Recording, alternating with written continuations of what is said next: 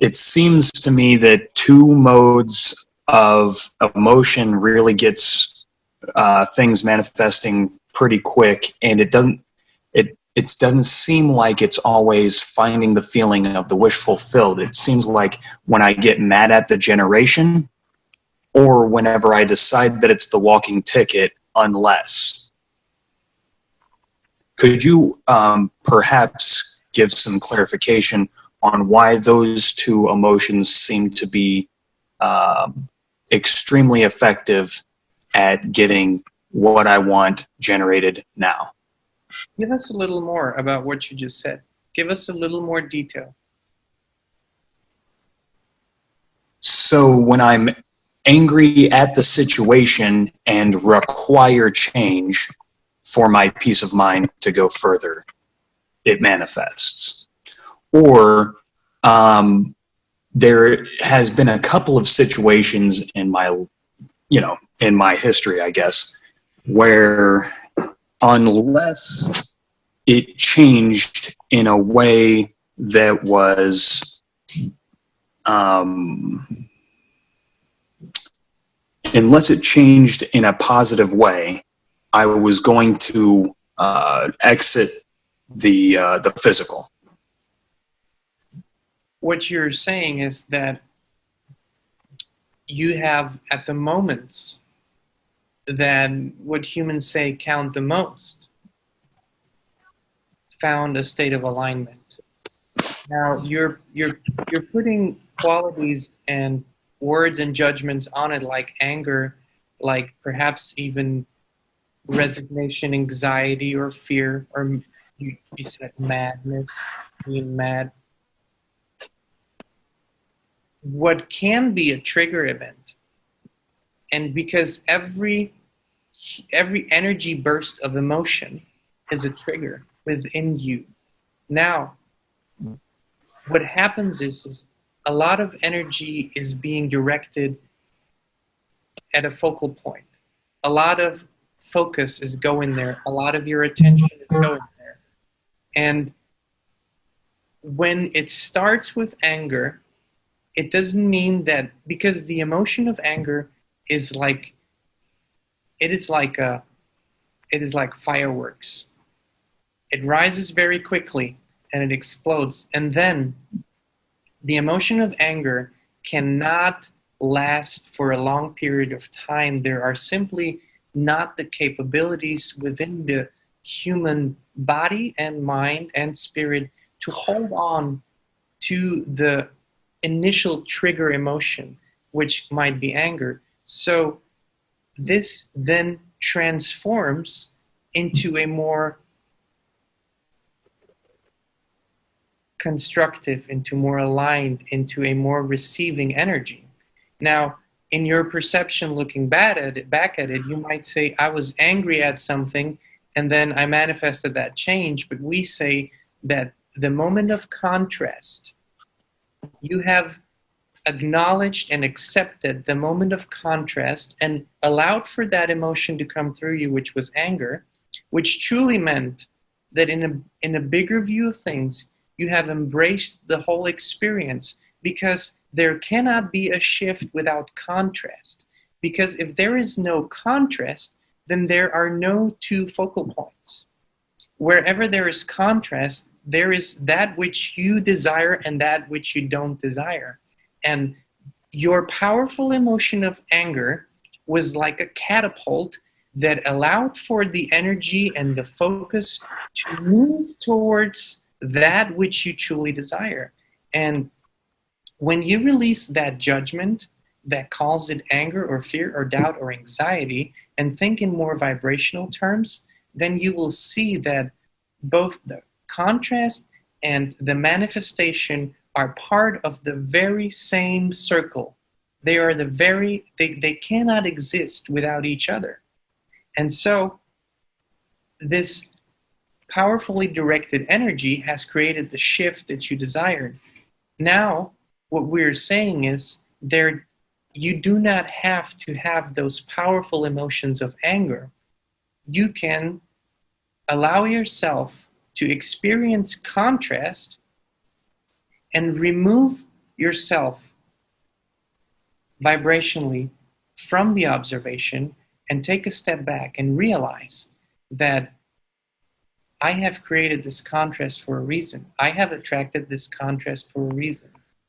This contrast is my ticket. This contrast is my opportunity. This contrast has already within it change. This contrast already comes with the energy of change. This contrast already comes with the vibration of my true desire. This contrast already comes with the solution. This contrast already has within it the manifestation of my desire.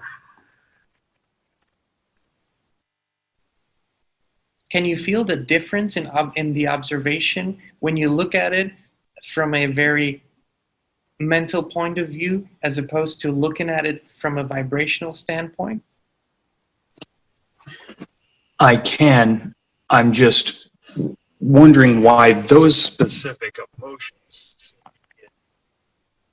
where I want to go than other specific emotions, such as, like, well, I mean, anything really. Like, I've tried to put myself vibrationally where I've wanted to be on a number of different issues, and it seems like getting frustrated and mad at the facts on the ground seem to move me forward faster than acting or believing that I am already there. They are, however, attracting more of the same into your experience. When becoming mad and not only allowing the moment of contrast to trigger the emotion and allowing it to come through and then move on, but rather using it as a tool and deliberately realizing that I am now choosing this emotion to move me forward, as you said, it only attracts more of situations and more of opportunities for you to move forward with those lower vibrational emotions. Whereas when you make a conscious decision about allowing more, a conscious decision about being at ease more, a conscious decision about playing more, a conscious decision about flowing more, a conscious decision about becoming softer, a conscious decision about listening, receiving, being, then this vibration within you will start to expand. It will start to become more dominant. It will start to become more present. It will start to transform your focal point. It will start to transform your perspective. It will start to transform your experience. And then you will not move into those states as much anymore, and you might not move into those states at all anymore, because rather than focusing on needing the situation to change, you're focusing on feeling wonderfully balanced and well, and realizing that from this place of balance and wholeness and alignment, your physical reality has to match up to that state within you. Your physical reality, by law, by universal law, has to mirror what your dominant vibration is. And then all of a sudden you find yourself having very, very different experiences and looking at the situations you described earlier as simply a vague memory from other times. And we would like to suggest that rather than focusing on the tools of how to fix the situation, which is always from the mindset of making it happen, from the mindset of it needs to change, from the mindset is of I need to make this happen, to what is my state of well-being? what feels good to me now? What is a better feeling thought? Maybe just a little better feeling thought. What is an even better feeling thought? What is something that doesn't have the slightest bit of resistance for me? It might be as easy as taking a breath of fresh air. It might be as easy as smelling a certain candle. It might be as easy as tasting something that has no resistance in your experience.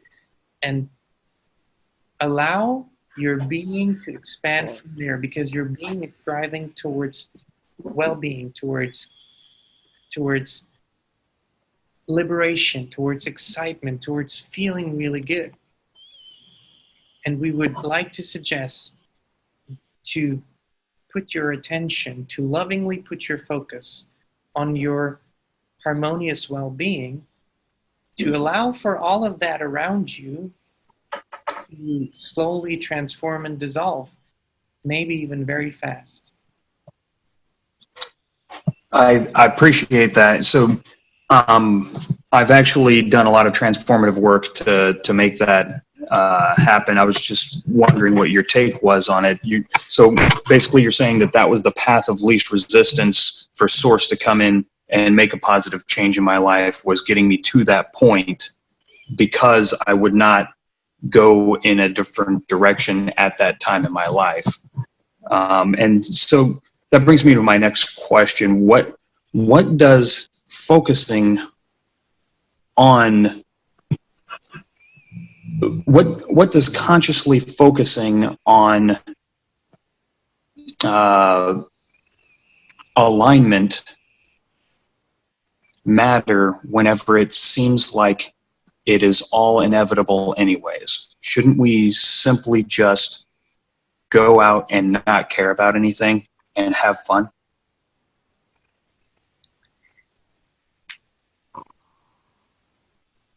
When you experience fun,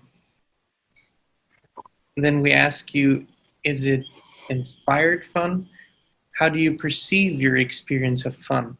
Is it a wholesome experience, or is it I am suppressing, I am pushing away, I am simply trying to forget kind of fun? Because that doesn't really vibrate with the true meaning of the word. So we're asking you, what is fun for you? What I'm saying is the feeling of fun should be the focus rather than specific, tuning to one wavelength or another, right? So rather than, and fun takes myriad form, right? That's why we forgot in the beginning and came down here, right? So the forgetting kind of thing goes hand in hand with existence here in the physical. And when we come down here and have fun, since it's all inevitable that we go back to the same place, why worry about it?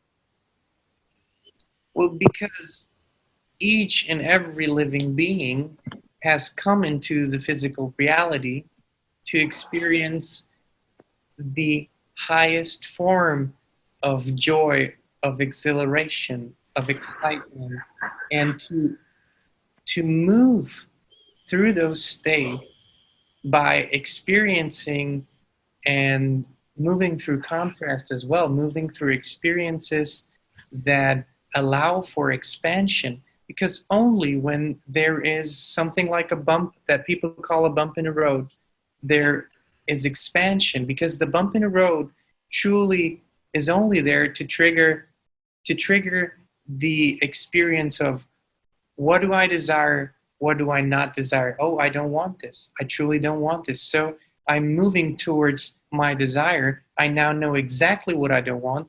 Thank you for this bump in the road, because I was now able to experience the exact distinction between what it is that I want and what it is that I don't want. But we want to go a little back to the experience of fun, and we would like to add the word joy to it, and we would like to add the word well-being to it, because it is more wholesome like that. And we would like to go back to the previous conversation that we had earlier.